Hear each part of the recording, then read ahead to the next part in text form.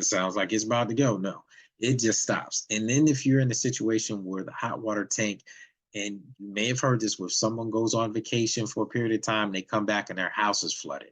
It's because they may have had a hot water tank that just was at the end of its life term and it just exploded at the bottom. All the water is released. It's happened a number of times.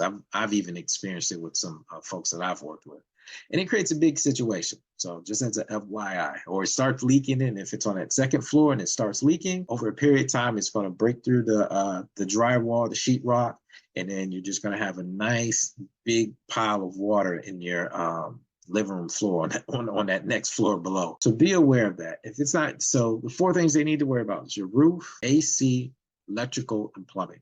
And if you have electrical situations where you've been doing your own handyman work and electrical, and they call it double tapping, pigtailing, or anything along those lines with the electrical, it's going to be seen and it's going to need to be corrected. So keep that in mind. All right, guys. So if it's not insurable, that means that you're not going to get financing. So if you can't get financing, then you're not going to be able to purchase the property. So keep that in mind as we're moving forward. Be aware of these situations. Some of them, and I'll be honest, some of them you can see ahead of time, and sometimes you can address them ahead of time, and you may even still run into a situation. Hopefully you don't get so deep into the process where it becomes a dramatic hindrance to you. So keep that in mind as you're looking at these properties when you're placing them onto the market. These are the conversations that I'm having with my sellers.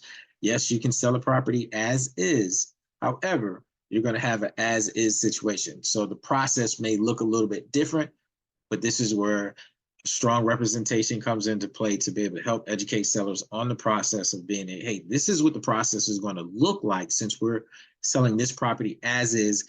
And these are certain things that they're going to be looking at. And this is what we can look at and identify ahead of time before we actually get into certain situations. And it also allows us to know what type of financing that we can actually accept. So keep that in mind.